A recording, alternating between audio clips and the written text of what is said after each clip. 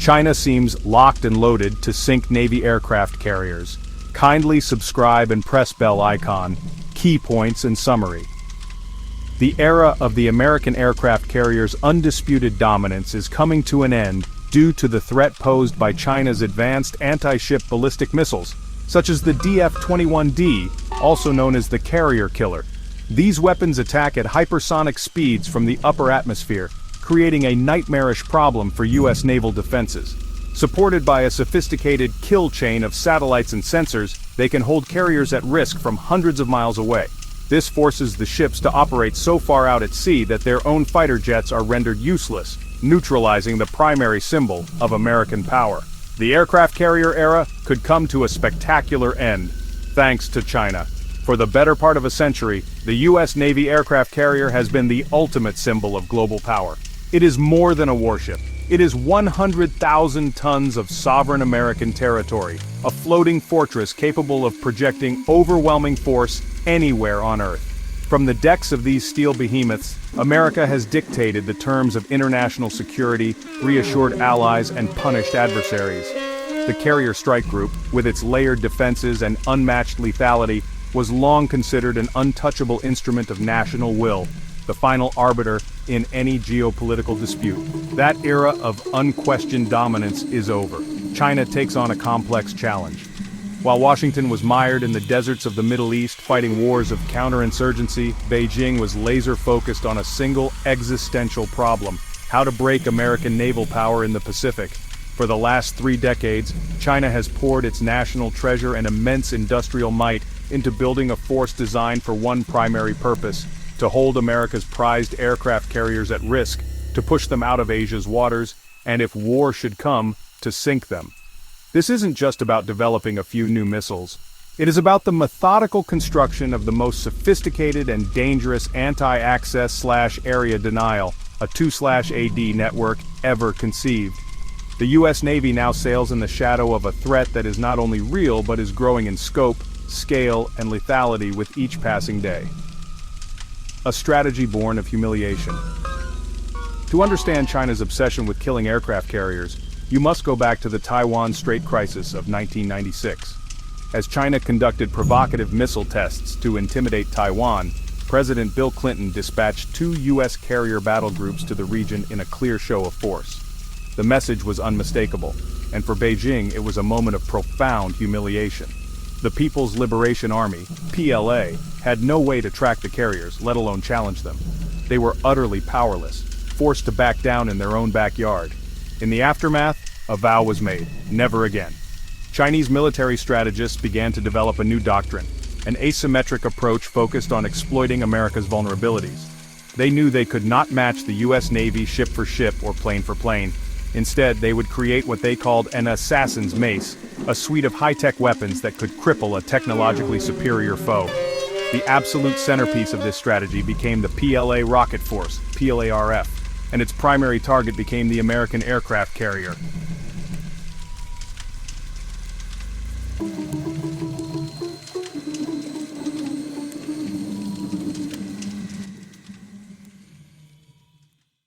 The original sin, the DF-21D carrier killer. The first fruit of this strategy was a weapon that fundamentally altered the naval balance of power, the DF-21D, the world's first operational anti-ship ballistic missile, ASBM. Before the DF-21D, the threat to a carrier came from cruise missiles, torpedoes, and aircraft. All threats its layered defenses were designed to counter. A ballistic missile, however, was an entirely different beast. Let's wargame the mechanics. The DF-21D is launched like a traditional ballistic missile, screaming into the upper atmosphere. It then releases a highly maneuverable re-entry vehicle, MARV, that plummets back towards the Earth at hypersonic speeds reportedly in excess of Mach 10. This MARV is not on a fixed trajectory. It can make course corrections in its final moments, guided by its own onboard seeker or external data, allowing it to target a moving ship. For a carrier strike group's Aegis combat system, this presents a nightmare scenario. A defender has only minutes, perhaps seconds, to detect, track, and attempt to intercept an object moving at several miles per second. With a range of over 1,500 kilometers, the DF-21D effectively created a no-go zone for U.S. carriers, pushing them beyond what is known as the first island chain, stretching from Japan through Taiwan to the Philippines, and making direct intervention in a Taiwan scenario infinitely more difficult. Going long, the DF-26B Guam killer. As formidable as the DF-21D was, China knew the US could still project power from its key bases in the second island chain. The most important of these is Guam, a critical hub for Air Force bombers and Navy submarines. In response, the PLARF unveiled an even more ambitious weapon, the DF-26B. With a range estimated at over 4,000 kilometers, the DF-26B earned its moniker as the Guam Killer because it could strike this vital American territory from mobile launchers deep within mainland China. But its most sinister feature is its dual-purpose nature.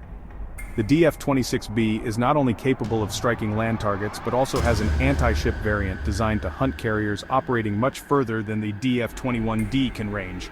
This weapon forces U.S. naval commanders to make an impossible choice. Either operate within the DF-26B's massive engagement envelope and accept the risk, or stay so far out in the Pacific that their carrier-based aircraft, like the F-35C, lack the range to be effective in a fight. The DF-26B is a weapon of strategic coercion designed to cripple American power projection before the first shot is even fired. The unstoppable Arrow, hypersonic glide vehicles. Just as the U.S. military began to develop potential countermeasures against traditional ballistic missile trajectories, China introduced a new wildcard, the hypersonic glide vehicle, HGV, delivered by missiles like the DF-17. This weapon represents a quantum leap in offensive capability. Unlike a ballistic re-entry vehicle which follows a predictable, arching path, an HGV is released at the edge of space and then skips along the upper atmosphere at speeds exceeding Mach 5. It can perform extreme, unpredictable maneuvers flying on a relatively flat trajectory. This makes it effectively invisible to most ground-based radars until its final moments and renders it nearly impossible for our current generation of missile interceptors, like the SM-3, to engage. It is a weapon designed to bypass the carrier strike group's defenses entirely.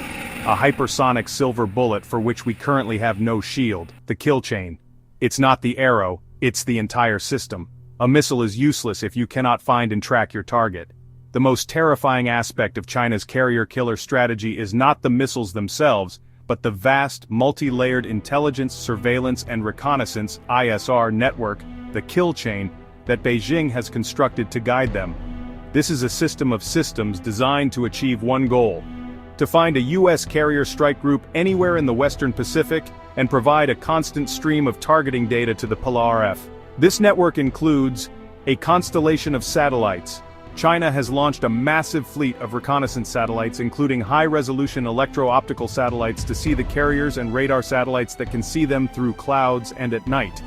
Over-the-horizon radars, giant land-based radar installations that can bounce signals off the ionosphere to detect ships hundreds or even thousands of miles from China's coast.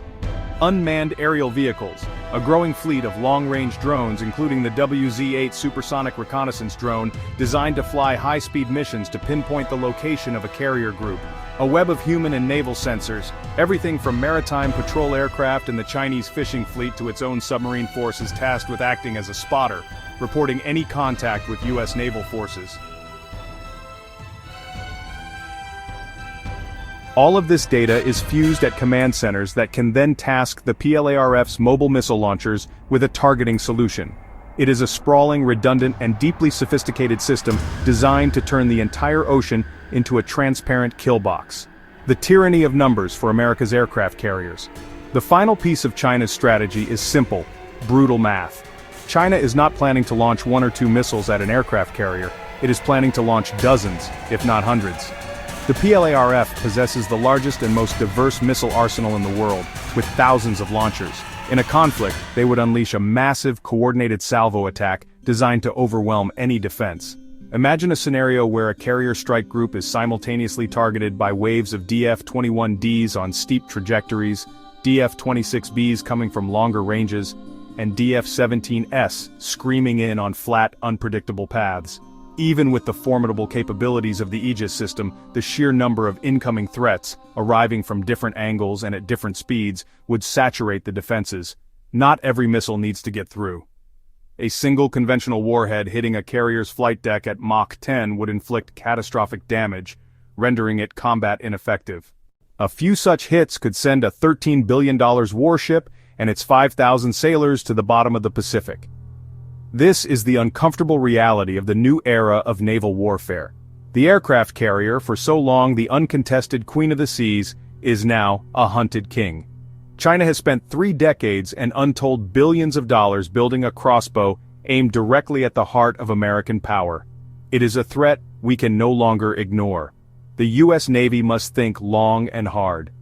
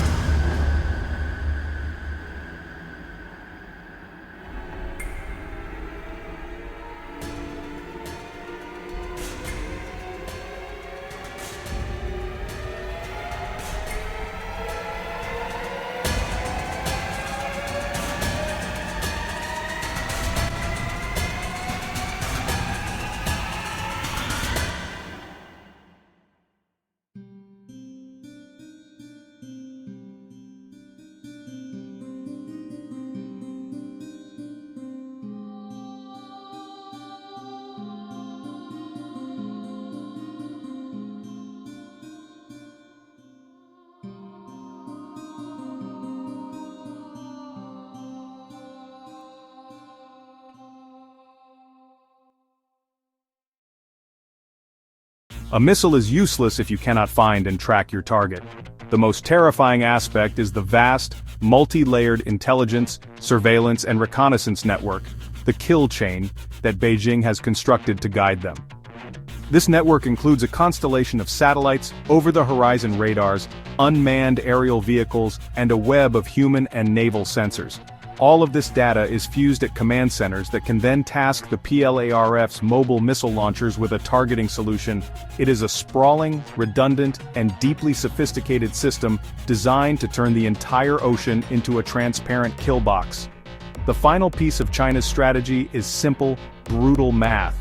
China is not planning to launch 1 or 2 missiles at an aircraft carrier. It is planning to launch dozens, if not hundreds. The PLARF possesses the largest and most diverse missile arsenal in the world, with thousands of launchers. In a conflict, they would unleash a massive, coordinated salvo attack designed to overwhelm any defense. Imagine a scenario where a carrier strike group is simultaneously targeted by waves of DF-21Ds on steep trajectories, DF-26Bs coming from longer ranges, and DF-17S screaming in on flat, unpredictable paths. Even with the formidable capabilities of the Aegis system, the sheer number of incoming threats, arriving from different angles and at different speeds, would saturate the defenses. Not every missile needs to get through. A single conventional warhead hitting a carrier's flight deck at Mach 10 would inflict catastrophic damage, rendering it combat ineffective. A few such hits could send a $13 billion warship and its 5,000 sailors to the bottom of the Pacific. The U.S. Navy must think long and hard.